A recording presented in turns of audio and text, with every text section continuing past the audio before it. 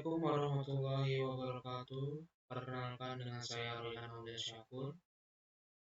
Hadirin saya di sini ingin mengulas kembali materi yang sudah diajarkan oleh dosen jaringan komputer sebagai proyek ujian akhir semester atau UAS yang akan saya rangkum dalam suatu video ini. Terdiri dari pertemuan 9 sampai dengan pertemuan 14. Kembali dengan saya pada pertemuan 9, kami mengulas kembali bahwasanya materi yang diajarkan adalah instalasi kabel jaringan, yaitu jaringan LAN, local area network. Kabel yang dimaksud adalah strike cross. Adapun untuk urutannya tersendiri, mari kita lihat makalah yang sudah kami buat. Diulas kembali.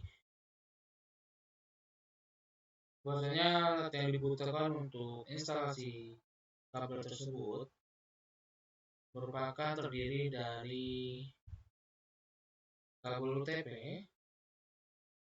dan 2 buah konektor atau nama lainnya RJ45 serta tang clipping, gunting, dan LAN tester untuk pengecekan pada kabel tersebut jika sudah diinstalasi. Yang perlu diperhatikan bahwasanya pada instalasi kalian perlu tahu terlebih dahulu bahwasanya untuk urutan kabel strike itu adalah putih oranye, putih hijau biru, putih biru hijau, dan putih coklat-coklat. Pada saat instalasi atau pemasangan kabel tersebut dipastikan posisi kabelnya sesuai dengan urutan yang sudah standarisasi ISO. Jika sudah dilakukan pada kabelnya dikelupas, jadi saya tidak bisa praktekkan dikarenakan tidak ada bahannya. Jadi saya jelaskan sedikit bahwasanya pada saat pengelupasan kabel kemudian diurutkan sesuai dengan yang tadi saya sebutkan seperti ini. Jika sudah, maka urutan kabel yang sudah disusun beri konektor RJ ataupun RJ45 yang seperti ini. Masukkan pada konektor tersebut jika sudah yakin tersusun dan terpasang dengan jelas ataupun dengan pas sampai ke ujung-ujungnya tembaga besi itu, maka lakukan untuk di tang clipping sampai bunyi bahwasanya instalasi tersebut sudah bisa untuk dilakukan uji coba pada LAN tester. Dan juga untuk di sebelahnya jangan lupa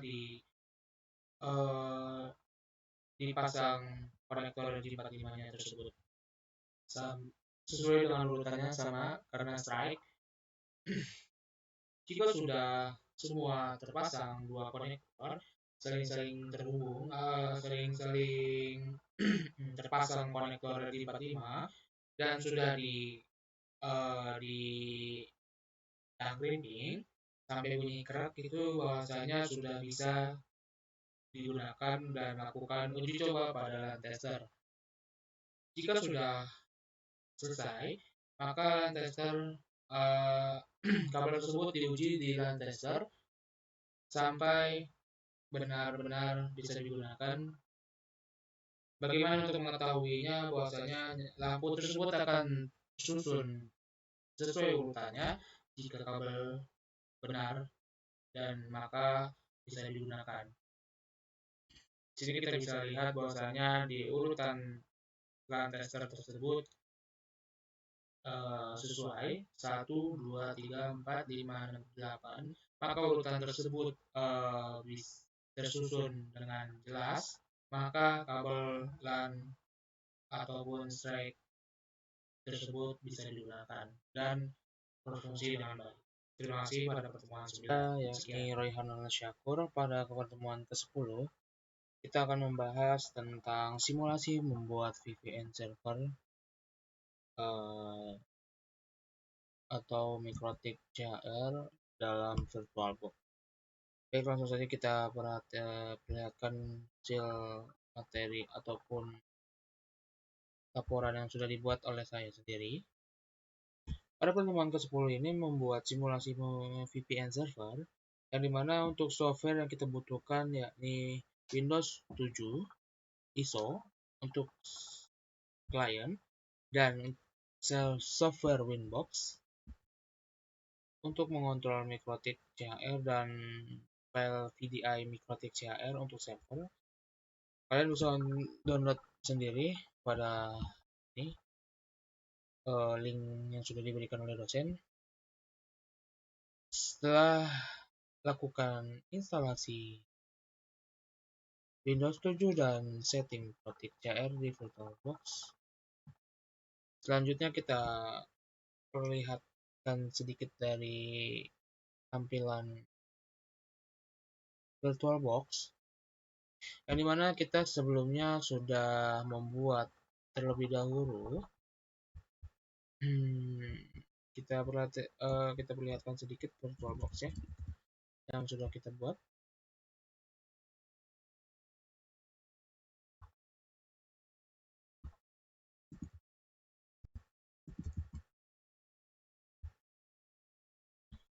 Tunggu. Kita menggunakan project UTS saja yang kemarin karena sudah ini. Kita perlihatkan terlebih dahulu bahwasanya yang perlu diperhatikan adalah seperti laporannya, konfigurasi pada network manager untuk memastikan bahwasanya IP address yang diberikan ataupun diarahkan oleh dosen yakni 192.168.99.1 itu disetting secara manual. Ya Allah.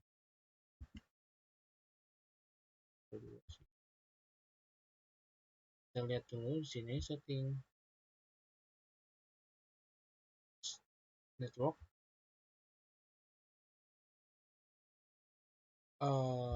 Sorry, sebentar.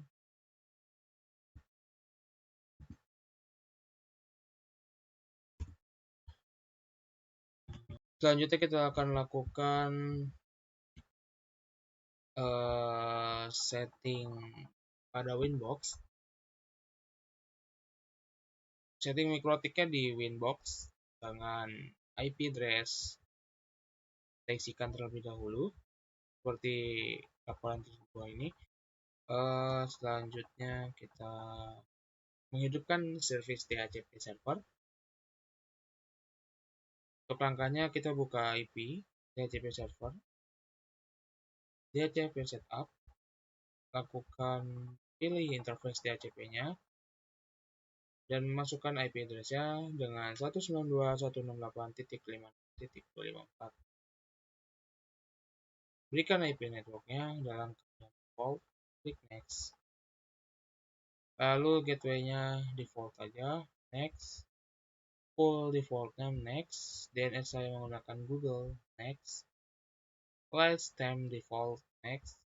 Tahap setting DHCP server sudah selesai. Tahap selanjutnya adalah mematikan service hotspot server. Klik IP hotspot, IP hotspot. Dikarenakan tidak ada hotspot server ataupun kosong, maka tidak perlu dimatikan. Selanjutnya adalah membuat VPN server VPTP. Seperti tampilan tersebut, buka IP interface VPTP server, dilakukan centang enable, lalu selanjutnya beri nama ataupun pas dengan bebas sesuka kalian. Lalu service VPTP local and remote address seperti gambar. Lakukan konfigurasi Windows 7 client. Untuk mengatur Windows 7 yang sudah diinstal, pergi ke bagian network, kemudian atur seperti tadi. Tahap akhirnya adalah testing terhadap DHCP dan VPN client. Pastikan MikroTik server dan Windows 7 dilakukan berjalan dengan bersamaan, maksud saya seperti itu. Kita lakukan start dua-duanya.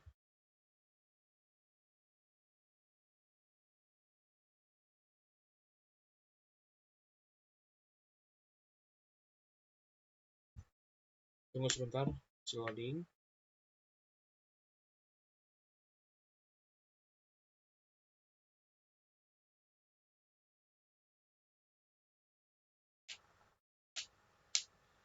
Jika sudah dilakukan running keduanya, maka testing terhadap DHCP client masuk ke dalam Windows 7, icon network, klik open network and setting center pada taskbar seperti ini. Lalu lakukan periksa DHCP dan details, maka berhasil, langsung exit, close. Selanjutnya adalah pengecekan IP di sini. Lakukan testing VPN client untuk connect to a workplace. Lakukan create a new connection seperti di gambar. Klik use my internet. I'll set up an internet. Isikan IP address 192.168.56.254 dan namanya bebas. Seperti gambar tutorial seperti ini, maka setelah itu masuk ke MikroTik dan konekkan pada VPN-nya yang sudah dibuat. Connect VPN, instalasi sudah dilakukan pada pertemuan ke-10 selesai. Terima kasih. Kembali dengan saya. Kali ini kita akan membahas pada pertemuan ke-11, yaitu tentang membuat domain dan VPS atau cloud. Untuk langkah pertama yaitu pastikan kita sewa domainnya. Di sini saya menggunakan HTTP seperti ini untuk membuat domain dengan ekstensi atau akhiran my.id dikarenakan murah.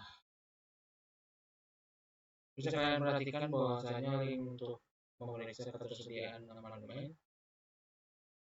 Lalu buat domain,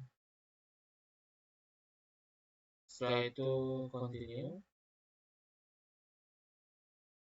Jika sudah dibuat, maka lanjutnya adalah beri password. Lakukan metode pembayaran yang digunakan.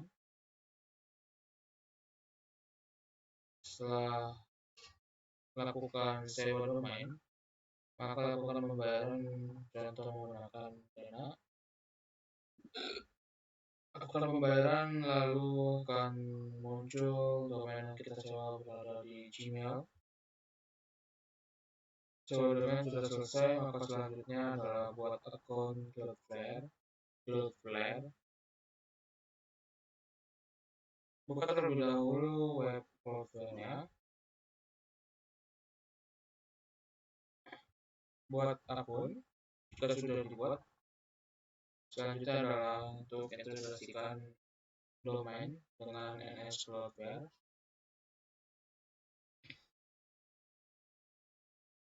Jika sudah, tunggu terlebih dahulu, maka tampilan default kelihatan. Lakukan confirm. Kita ubah NS nama servernya dengan menambahkan domain dan NS Cloudflare. Masuk ke menu domain ID Cloudhouse. Lakukan dengan ganti NS Cloudflare.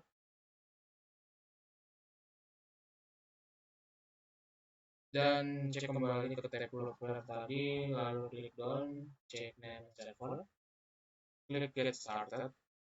and then click on pada always use HTTPS. Klik on pada broadly. Pastikan semua sudah, dicek kembali bahwasanya sekarang menggunakan subdomain. Lakukan klik DNS record and then add record. Setelah itu resolve domain atau propagasi DNS yang ada untuk kita mengetahui apakah IP server dari domain kita sudah terbaca oleh internet atau belum. Yang kelima adalah buat virtual private server atau VPS. Di sini saya menggunakan id.host untuk membuat VPS. Platform yang sama kita membuat domain. Sebelum kita masuk dan dapat membuat VM VPS, kita harus tahu dahulu caranya sama. Lakukan pembayaran.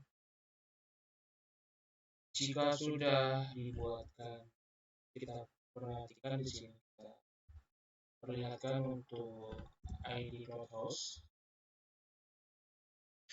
yang sudah saya buat.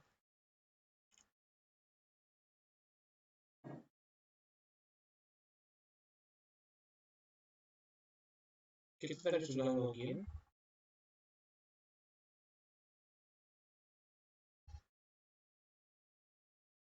Sebentar.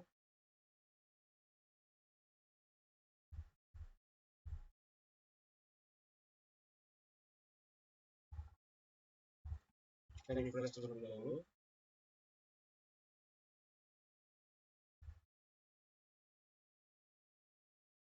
Nah, di sini kita sudah punya VPS-nya.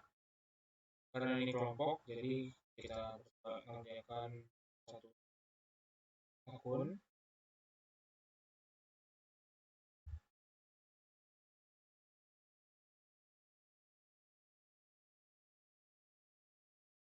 Sini saya sudah buat.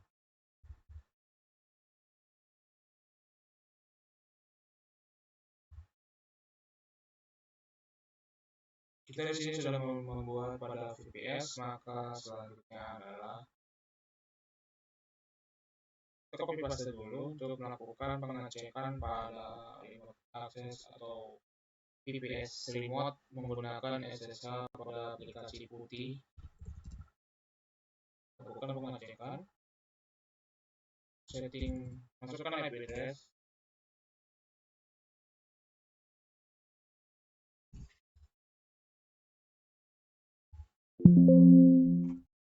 Sebentar. Dari sini masih stop.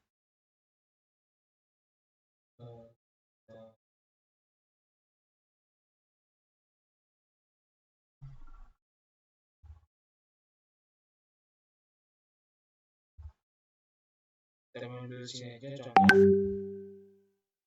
Kita copy paste di putih. Untuk pengecekan terlebih dahulu. Sorry. Accept. Masukkan. Ini tampilannya sudah berhasil masuk, maka pada pertemuan ke-12, pertemuan ke-11 selesai. Terima kasih atas perhatiannya. Sekian. Kembali dengan saya di sini pada pertemuan ke-12 melanjutkan dari pembuatan web server terdiri dari Apache, Admin, dan PHP Package serta PHP Admin dan WordPress. Untuk langkah pertama adalah instalasi PHP Admin, sama halnya dengan pertemuan 5 dan 6. Di sini kita lakukan login.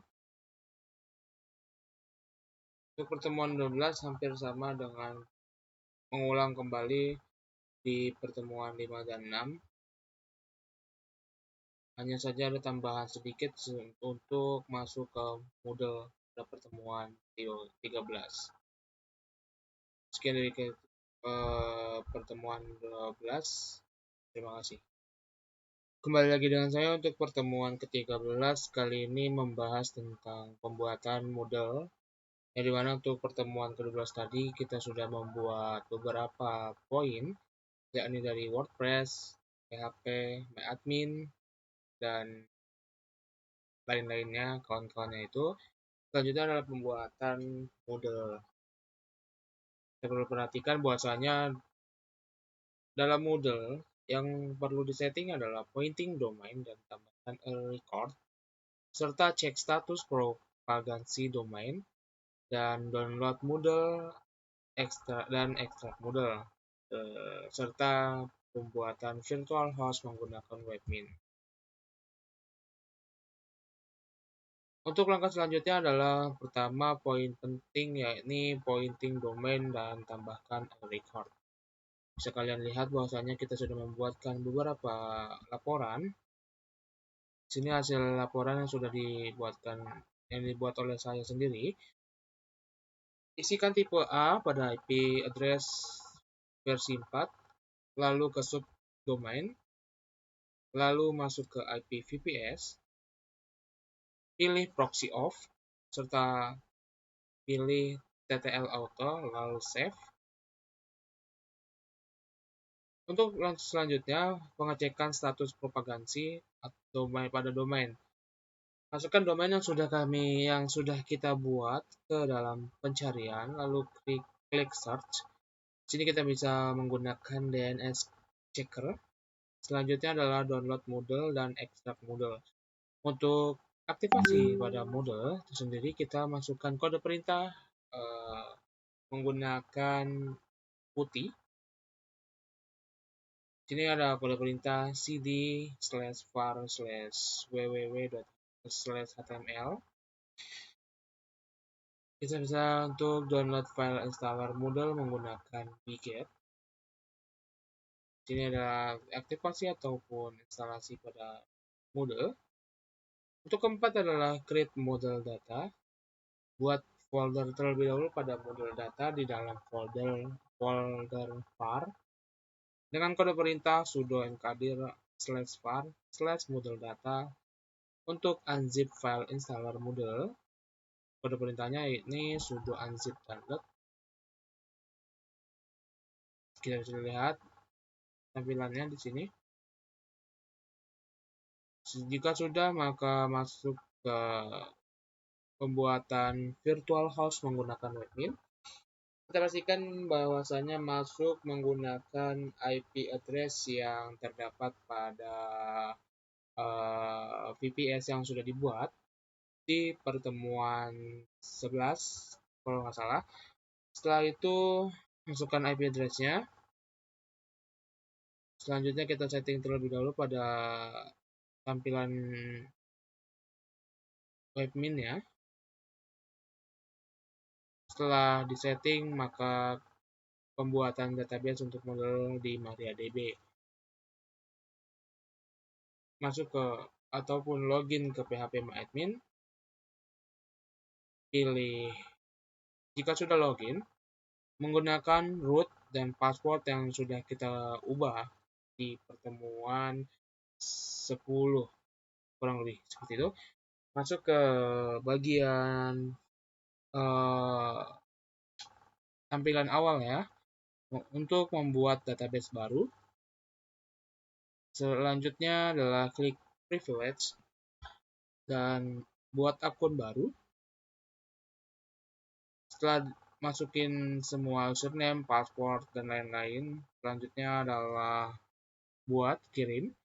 Setelah di pembuatan, maka logout terlebih dahulu untuk login kembali bahwasanya database yang baru tadi kita buat sudah bisa digunakan. Terus selanjutnya adalah install SSL Let's Encrypt, di mana dengan kode perintah untuk instalasi SSL Let's Encrypt domain kita, sesuaikan dengan domain dengan kode perintah sudo catword apache /min-d. Nama domain kita tadi domainnya adalah Moodle Royhan. Selanjutnya cek apakah instalasi SSL berhasil dengan mengakses domain. tampilan Moodle-nya sudah jadi, maka perlu diingat bahwasanya proses instalasi Moodle harus menggunakan IP yang sama dengan server atau VPS. Maka dari itu, kita harus terhubung dengan VPN. Cara untuk membuat VPN ada di selanjutnya. Sekian dari pertemuan ke-14. Tampilan pada Moodle sederhana ini adalah contohnya.